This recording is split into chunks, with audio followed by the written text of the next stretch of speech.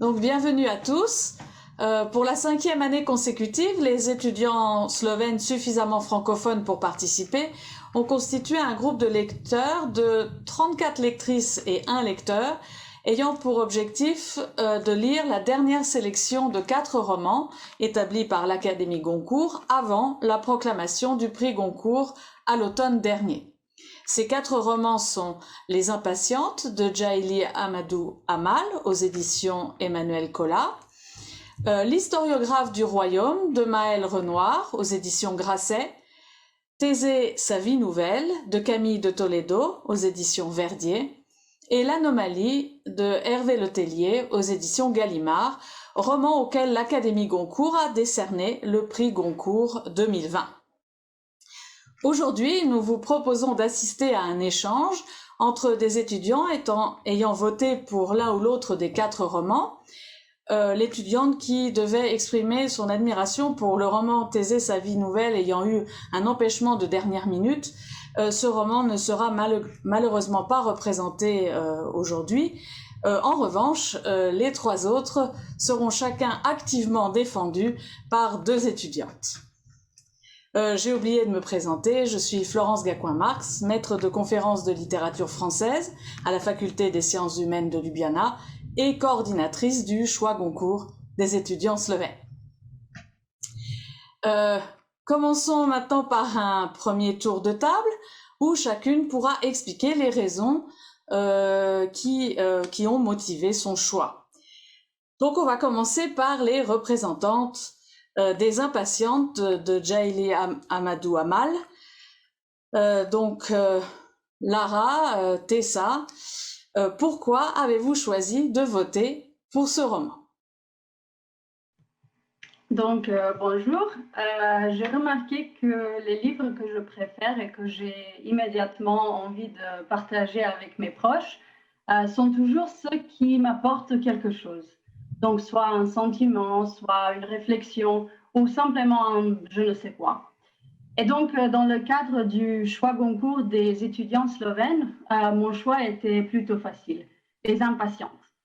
Donc, déjà avant de commencer la lecture, j'ai reconnu le sujet actuel que traite le roman, celui des violences envers les femmes, notamment dans le cadre du mariage.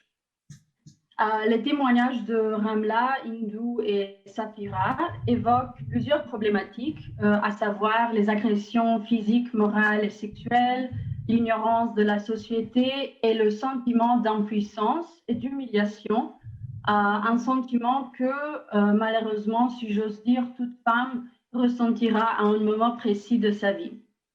Selon les sociétés polygames, les violences comme le viol marital n'existent pas, alors que ce roman dévoile qu'il existe vraiment.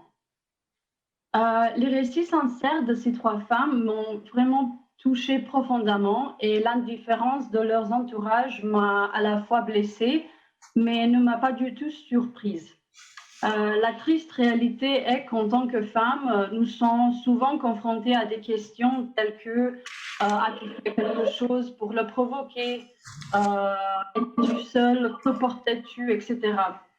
Et bien que nos expériences se différencient entre elles, chaque femme se retrouvera pendant sa vie dans des situations inopportunes uniquement à cause de son sexe. D'ailleurs, j'ai choisi Les Impatientes parce que je crois que les histoires frappantes de Ramla, Hindou et Safira méritent d'être mises en évidence. Et quoi qu'il puisse sembler clair et sous-entendu, je crois que c'est nécessaire de ne pas fermer les yeux devant de tels harcèlements ou de blâmer les victimes, car la faute n'est jamais à elles. C'est l'agresseur qu'il faut culpabiliser pour que tout le monde comprenne que de tels harcèlements ne sont jamais admissibles, ni quand la victime est la femme de l'agresseur.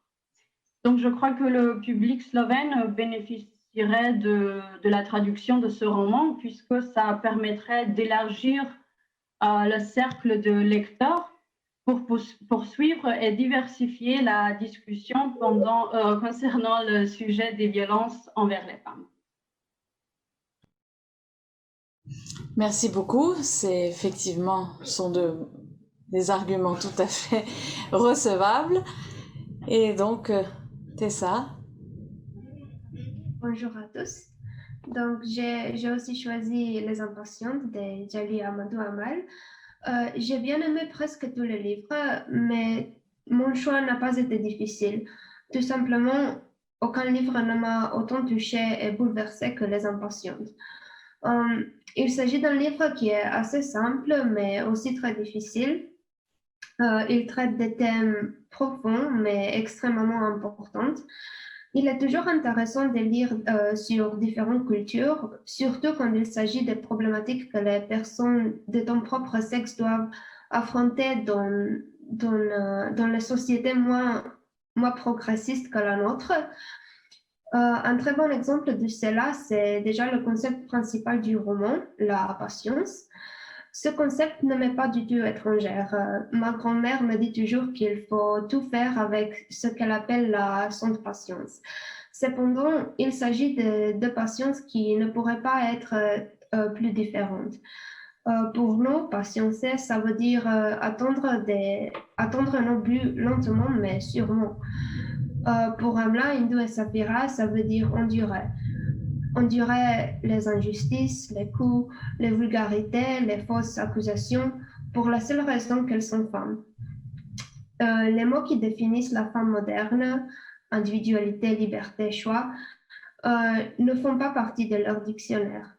Leur vie commence dans la cour de leur père et finissent dans la cour de leur mari, toujours définie par les décisions que les hommes font à leur place.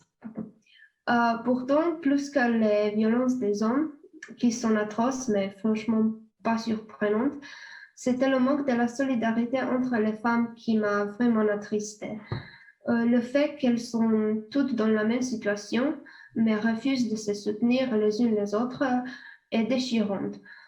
Non parce que je les trouverais méchantes, pas du tout, mais parce que c'est cela qui nous montre juste à quel point ces idées dangereuses sont enracinées dans la société, à quel point leurs conséquences sont graves. Le patriarcat force les femmes à se battre entre elles, à s'étriper pour les choses qui devraient aller de soi, ce qui les rend seules, sans personne à qui se confier et sans un système d'entraide. Et personne ne mérite une telle vie, surtout pas parce que c'est une personne du mauvais sexe. En résumé, j'ai choisi Les Impatientes comme mon livre préféré parce qu'il est un roman brutalement honnête et révélateur, mais aussi très triste et humain. Le récit est simple et l'intrigue facile à suivre, ce qui signifie que chacun peut l'apprécier. Et je crois que c'est vraiment très important de lire tel livre parce qu'il nous raconte des vies lointaines, mais ayant une grande valeur et nous rappelle de tous les progrès que nous devons encore faire en tant que genre humain pour atteindre la véritable égalité. C'est ça de ma part. Merci beaucoup. On voit que les raisons sont finalement assez similaires, mais que la lecture est en quelque sorte éclairée par votre expérience personnelle ou par ce que vous avez entendu. Et c'est justement ça qui est passionnant dans la lecture des romans. Moi, peut-être demander quelles raisons ont poussé donc Maya, Ina et Iva à choisir l'historiographe du royaume de Maëlle Renoir. Oui, merci. J'ai vraiment hâte de vous faire découvrir les raisons qui ont motivé mon choix. Alors, j'ai voté pour l'historiographe du royaume, malgré une admiration profonde pour tous ou pour la plupart des romans de la sélection. Mais finalement, c'était Renoir qui a mérité mon vote. Non seulement grâce au contenu, mais aussi en raison du style que j'ai trouvé vraiment formidable. Et c'est peut-être par celui-ci que je voudrais commencer mon intervention. Tous ceux qui ont lu ce roman ont dû remarquer que ce n'est pas une lecture facile. Renoir emploie une langue très complexe, comprenant de longues phrases, des structures parfois presque archaïques, si bien que son récit évoque un peu le français littéraire du siècle passé. C'était mon impression. Et c'est, je le crois, c'est l'effet que l'auteur voulait produire, étant donné le sujet du roman, qui rappelle, comme beaucoup l'ont déjà constaté avant moi, qui rappelle les contes des Mille et une nuits, avec leur atmosphère mythique, leurs intrigues des cours arabes, leurs amours, leurs miracles. Et pourtant, cette narration lente et détaillée ne m'a jamais semblé pesante ou lourde. En dépit de la complexité et du vocabulaire assez spécialisé parfois, j'ai trouvé le roman extrêmement lisible parce que tout au long de la lecture, j'avais l'impression que chaque mot était là pour une raison et que rien n'était fortuit. C'était comme si le roman avait été écrit par Flaubert, par exemple. On voit que Renoir s'y est mis d'une manière très réfléchie et qu'il a accompli exactement ce qu'il avait voulu. Bon, c'était mon impression. Et oui, le résultat de son travail m'a énormément plu, malgré une histoire peu conventionnelle, puisqu'il n'y a pas vraiment d'intrigue claire, pas de problème principal. Le roman fait semblant d'être une autobiographie, mais en réalité, c'est une très belle, je l'appelle littérarisation du règne de Hassan II. Et un récit plein de complots, d'intrigues politiques, ce que j'adore.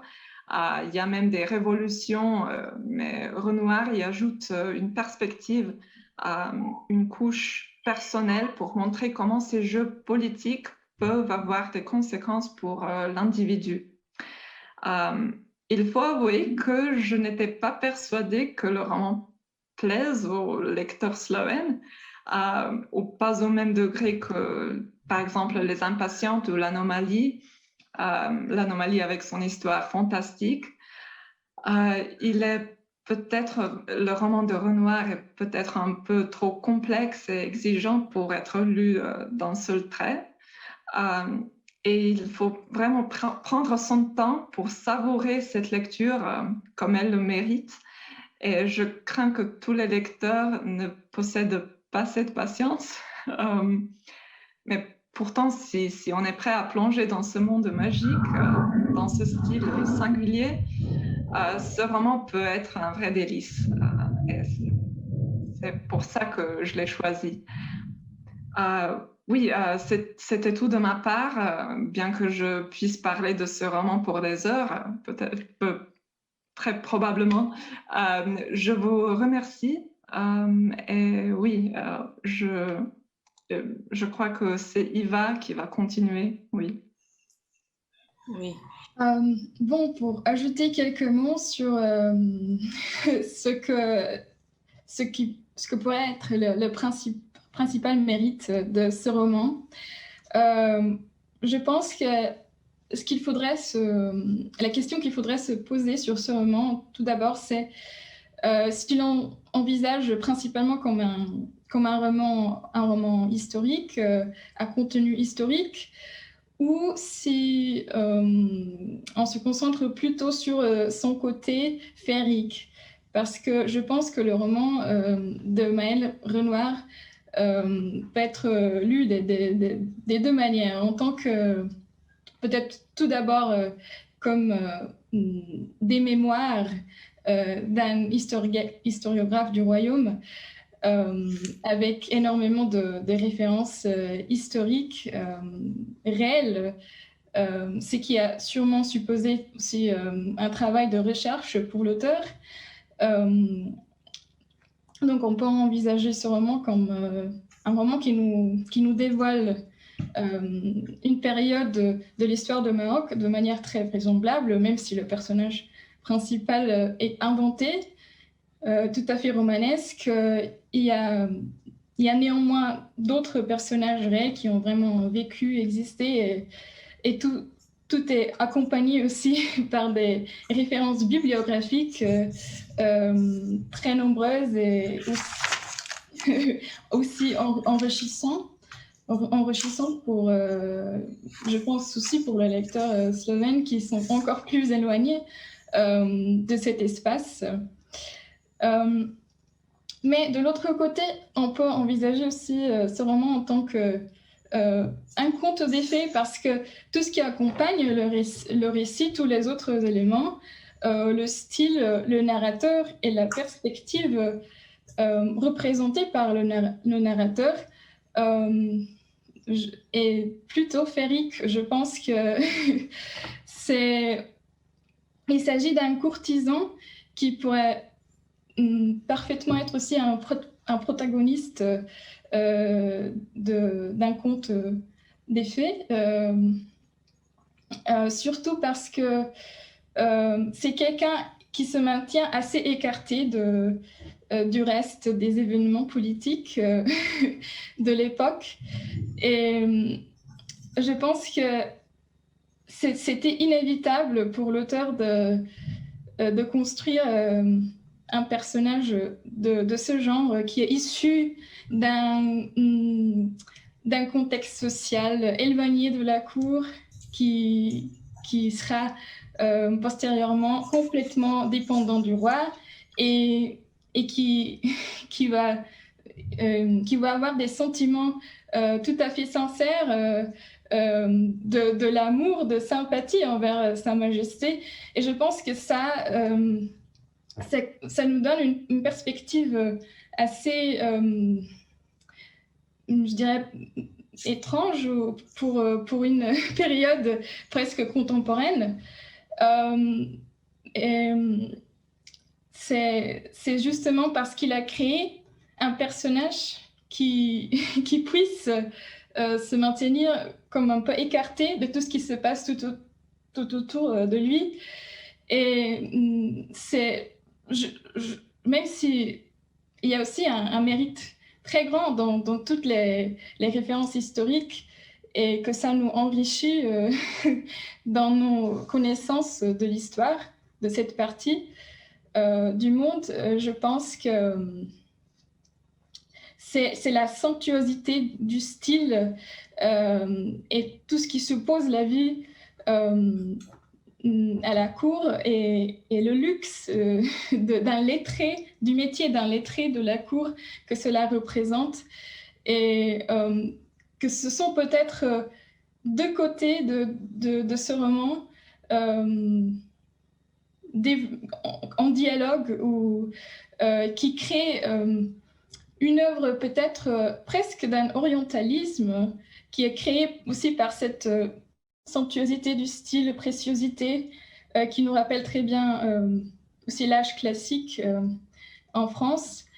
Mais l'auteur, je pense qu'il a arrivé à joindre tout cela à des fondements très vraisemblables, très concrètes de l'histoire de ce pays, de l'histoire du Maroc, et que c'est un orientalisme pas comme celui qu'on connaît de 19e siècle, ou assez naïve, sans fondement, mais que c'est une beauté comme ma collègue a déjà dit, Maïna, qui nous rappelle les 1001 nuits, mais qui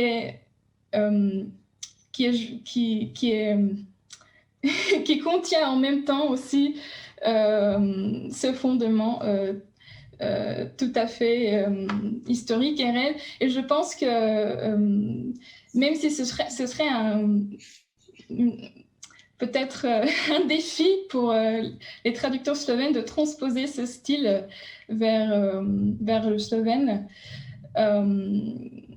parce que la langue, comme on a déjà remarqué, est difficile et complexe. Je pense que ça peut être intéressant pour nous, parce que le livre établit un dialogue bibliographique entre les deux cultures, la française et la marocaine, ou si vous voulez plus généralement arabe. Et c'est un espace assez méconnu pour nous, même si les références peuvent être très nombreuses, parfois difficiles de tout repérer, mais ça peut nous engager à faire des recherches et de connaître mieux la culture décrite dans cette œuvre.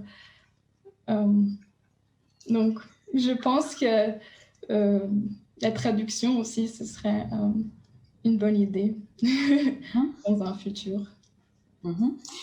Écoutez, merci à toutes les deux. Là, nous voyons que les arguments sont un petit peu différents et j'espère que ça aura vraiment donné envie à nos spectateurs d'aller plus loin et de lire ce roman tout à fait passionnant. Pour finir donc ce premier tour de table, qu'ont à dire les étudiantes qui ont voté pour l'Anomalie de Hervé Letellier? Aya, Katharina, c'est à vous. Merci pour cette introduction. On passe alors à l'Anomalie. Le roman de mon choix a vécu aussi un grand succès auprès du public et même du jury critique français. Qu'est-ce qui justifie alors cet enthousiasme? À mon avis, c'est surtout le jonglage entre les idées et les genres que Letellier accomplit. Donc le roman s'écarte de ceux des autres candidats par une intrigue très astucieuse. Dans sa structure soignée, j'admire le travail d'un ratio littéraire discipliné qui contrôle impeccablement notre entrée des informations. Les récits intimes des passagères du vol Paris-New York se compilent progressivement dans une narration collective qui a pour ambition de refléter rien moins que la condition humaine. C'est le jeu que je trouve assez impressionnant sur les théories physiques du Templier et de mondes multiples sous-tend le développement fantastique de l'intrigue. Donc les protagonistes qui se trouvent en superposition avec leur double mettent en question l'authenticité de notre monde et d'en avoir une autre réalité ou une réalité qui pourrait être. Et c'est exactement cette gravité philosophique qui m'a surprise. Pas seulement philosophique, car Letellier n'hésite pas à épuiser aussi la psychologie, les sciences, les religions. Pourtant, malgré toute cette richesse des pensées, j'ai observé que le roman est teinté d'une superficialité qu'on ne peut pas dénier, que par exemple les protagonistes sont assez stéréotypés, que la physique quantique est d'amateur et la philosophie assez élémentaire. Mais je juge ici vraiment que on a l'impression d'être absorbé dans un mélange des films américains conçus par un enthousiasme total et que ce caractère pastiche est en réalité à l'origine du plaisir et de la légèreté de la lecture. Des délibérés déjà-vu ici provoquent un sentiment de familiarité. Donc, même si l'anomalie s'appuie peut-être trop sur les idées de la science-fiction, elle rattrape ses défauts par son accessibilité et le plaisir sincère que procurent les tournures de nombreuses révélations de l'intrigue. Et je juge que le public slovène est censé de s'amuser, mais pas seulement cela, mais aussi de ruminer les idées en découvrant le suspense, l'humour, la réflexion et aussi les références familières qui saturent les pages. Donc je pense que c'est un roman qui est très savant sans être prétentieux et aussi curieux sans être confus et amusant sans être ridicule. C'est tout de ma part. Merci. Merci beaucoup, Aya. Donc maintenant, nous allions entendre l'avis de Katharina. Oui. Bonjour à tous aussi de ma part. Tout d'abord, je dois dire que je ne suis pas d'habitude une admiratrice ou une lectrice des livres de fiction, comme Aya a dit, mais je trouve que L'Anomalie est un livre qui peut satisfaire les amateurs des différents genres. Il y a des histoires d'amour, le meurtre, l'action, la drame, donc beaucoup de différents passages et personnages avec lesquels n'importe quel lecteur peut s'identifier. À travers leur récit, les personnages exposent les maux de la société actuelle, soit la haine, soit l'hypocrisie, soit la peur de la solitude. Pendant la lecture, j'avais l'impression de lire un film ou une série devenue très populaire grâce au déroulement de l'histoire. Tous ces petits indices de la suite m'incitaient à continuer ma lecture et avec les pages, mon intérêt grandissait de plus en plus. En lisant L'Anomalie, je me posais la question ce que je ferais si une situation similaire jamais arriverait à moi.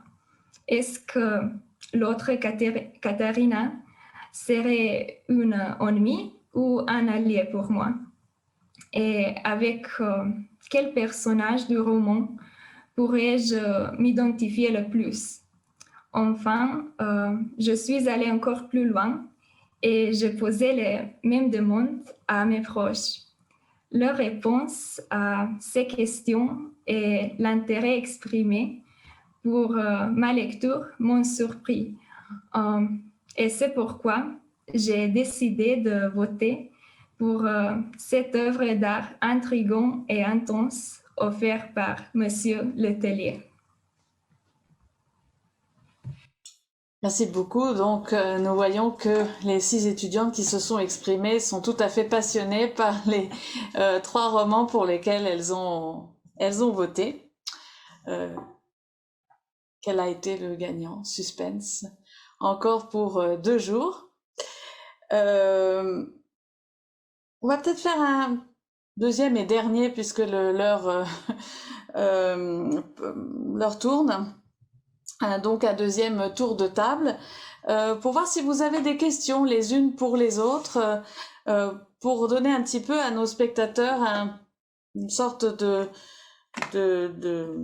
d'avant-goût de ce qu'ont pu être les délibérés autour de ce vote. Donc je ne sais pas qui a des questions pour l'anomalie, par exemple. Je crois que Tessa et Iva ont des questions. Oui, je voudrais bien poser une question à Katharina et Aya sur ce roman de Hervé Letellier que j'ai aussi grandement apprécié. Et bon, le roman, si j'explique d'abord auquel point je me réfère, ce roman nous présente en quelque sorte deux fictions parallèlement, parce que dans un certain point de moment, on se trouve devant des personnages dédoublés et donc chaque personne ici représente une fiction double. Et je ne sais pas si vous avez remarqué que il y a aussi un roman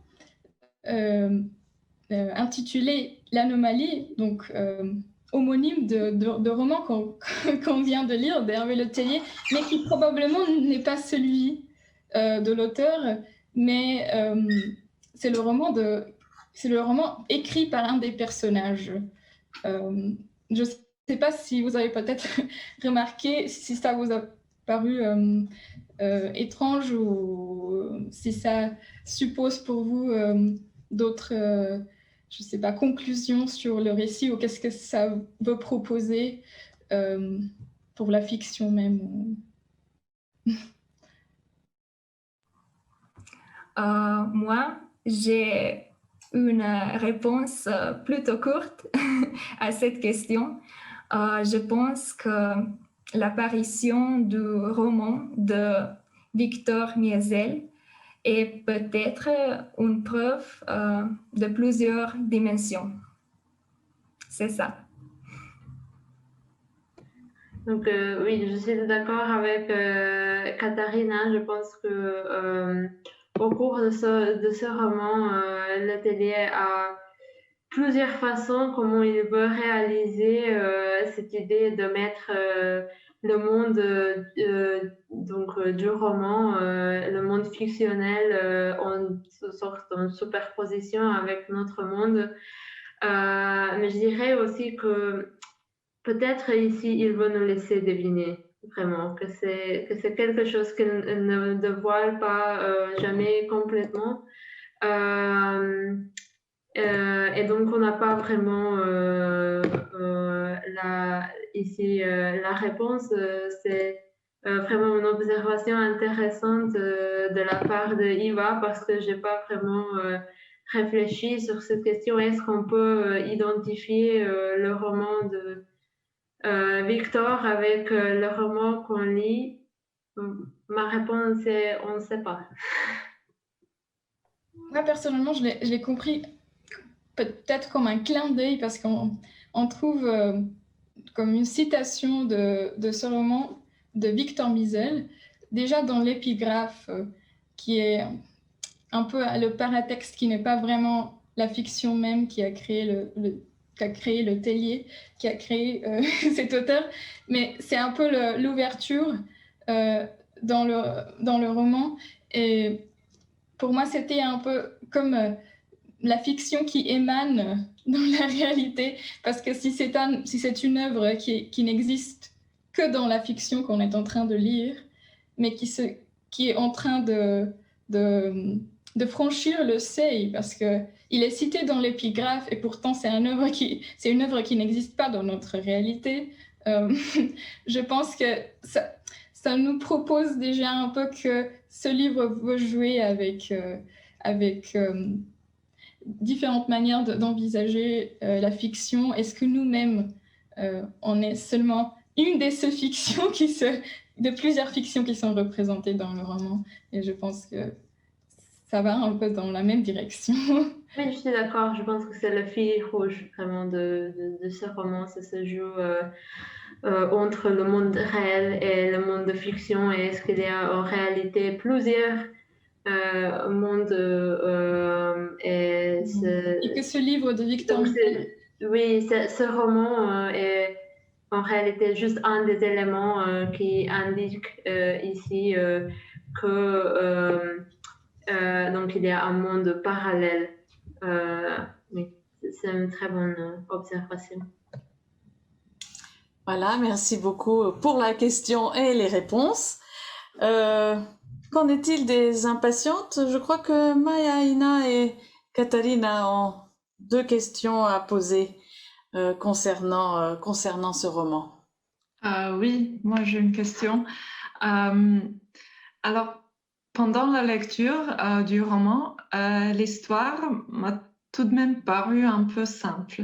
Et j'aurais aimé que le problème de la violence contre les femmes soit un peu plus fouillé. J'aurais apprécié, par exemple, une perspective sur le système politique ou judiciaire du pays et non pas seulement que l'auteur insiste uniquement sur l'agression domestique. Je sais pas, n'avez-vous pas trouvé que ce ne soit pas suffisamment creusé d'un point de vue systématique? Ça, c'est ma question. Oui, donc à mon avis, je n'ai pas vraiment trouvé ça parce que j'ai vu les 3 histoires comme des témoignages personnels, donc racontés à travers les yeux des 3 femmes. Et comme le système judiciaire n'a jamais rien fait pour elles, je n'étais pas surpris qui n'a pas été mentionné. Et je pense que l'auteur voulait nous indirectement montrer que la justice ne fait pas partie de leur petit monde sans le prêcher. Et je suis d'accord que l'histoire est assez simple, mais on peut dire que les vies de ces femmes sont simples aussi. Donc, je trouvais que ce choix stylistique a bien souligné la problématique d'une manière. Oui. Oui, merci.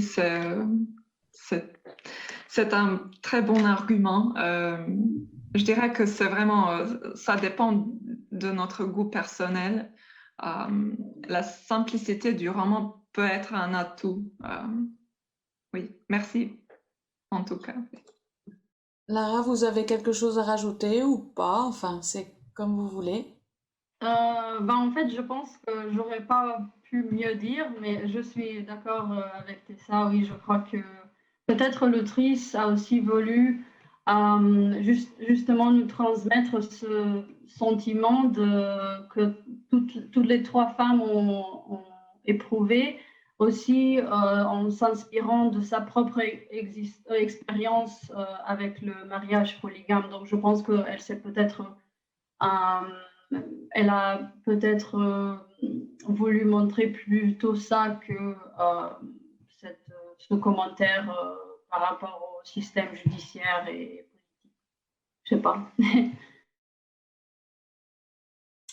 Très bien, écoutez, merci à toutes les deux et merci aussi aux questions qui ont été posées. Justement, c'est vous, Lara, je pense, qui avez une question à poser aux deux étudiantes qui représentent ici l'historiographe du royaume. Donc, on vous écoute. Oui, donc, comme nous le savons, le roman retrace plusieurs années de l'histoire du Maroc. Et je me suis posé la question si vous avez trouvé peut-être, je pense que tous les deux, vous avez déjà un peu répondu à ma question, mais quand même, si vous avez trouvé difficile de suivre une narration si riche et si détaillée. Voilà, c'est ça ma question. Ah oui, je peux intervenir. Je crois que Iva, on a beaucoup parlé. Merci pour cette question. Ma réponse serait tout simplement non, mais je ne suis pas impartiale. En fait, les détails historiques étaient parmi les éléments qui ont contribué à mon appréciation du roman. Je n'ai pas trouvé la narration trop difficile, surtout parce que elle était pour la plupart assez linéaire et chronologique. C'est vrai qu'il fallait parfois aller fouiller, aller chercher sur Internet quelques bribes d'informations pour mieux comprendre l'histoire, ou tout simplement si je voulais voir si un certain événement avait vraiment eu lieu. Je comprends pourtant que certains lecteurs et lectrices n'ont pas apprécié cette insistance sur l'histoire, mais pour moi et pour Iva aussi, cela représente une occasion d'apprendre un peu plus sur l'histoire du Maroc. Je crois que Iva sera d'accord, non? Bon, peut-être c'est parce que aussi moi personnellement je suis intéressée par cette partie de la Méditerranée, peut-être aussi parce que j'étudie l'espagnol, je ne sais pas. Mais c'est vrai qu'il y a beaucoup de... Oui, déjà c'est très détaillé, il faut se prendre assez de temps pour vraiment oui, savourer et lire avec plaisir. Mais d'un côté, les références bibliographiques, j'ai trouvé très enrichissantes aussi parce qu'il crée des dialogues entre... En fait, il trouve des correspondances, surtout quand il décrit l'époque de Louis XIV, les correspondances littéraires et aussi de l'histoire politique au Maroc, ce que je trouve original et ça n'a probablement pas beaucoup de précédents. Mais de l'autre côté, tous les événements historiques, en fait, qui sont les événements contemporains pour ce personnage parce qu'il suit aussi ce qui se passe autour de lui dans la politique. On ne sait pas trop ce qui est essentiel pour le récit ou ce qui n'est pas. Et parfois, peut-être j'ai pas précisé que peut-être un des points faibles, ou ce qui m'a un peu déçu, c'est que c'était justement le dénouement, parce que dans un certain point, le récit fait un virage qui est pour moi trop brusque, parce que, selon mon avis, parce qu'on s'attendait quand même à un changement politique où nous, avec, je sais pas, notre contexte démocratique, ou je sais pas, on s'attend à... Il y a des velléités révolutionnaires, il y a Morgiane, on pense que c'est une révolutionnaire, et à la fin, c'est quelqu'un... c'est justement le contraire, mais qui, étonnamment, cela correspond beaucoup mieux au personnage principal. Et je pense que c'est ici c'est ce que j'ai déjà,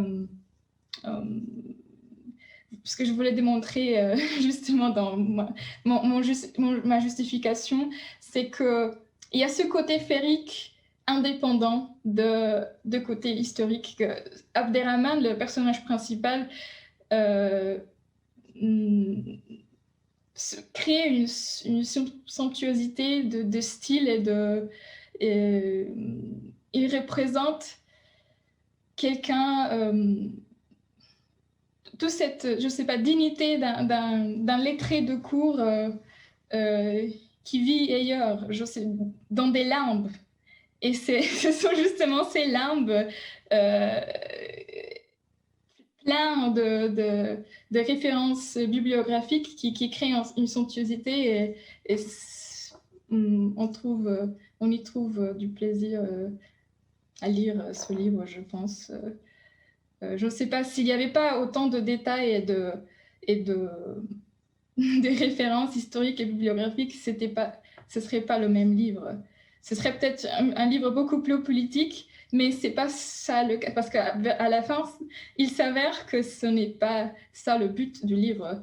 Le livre ne fait aucun jugement politique, et tout reste inchangé. Bon, merci. Voilà. Merci beaucoup pour ces dernières réponses. Je pense que nous allons en rester là pour aujourd'hui. Donc, si vous voulez savoir quel roman a finalement remporté le plus de suffrages, eh bien, j'invite tout le monde à suivre l'actualité de l'Institut français de Ljubljana. À cette occasion, nous souhaitons toutes remercier les institutions qui rendent chaque année ce projet possible. Il y a l'Académie Goncourt de Paris, l'Institut français de Ljubljana, les éditions Mladinska Knjiga et bien sûr notre institution, la Faculté des sciences humaines, Filozofska fakulteta de Ljubljana. Il ne nous reste plus qu'à vous remercier de votre attention, vous qui avez donc écouté nos échanges, en espérant vous avoir peut-être donné l'envie de lire les livres présentés aujourd'hui. Nous vous souhaitons à tous une excellente soirée.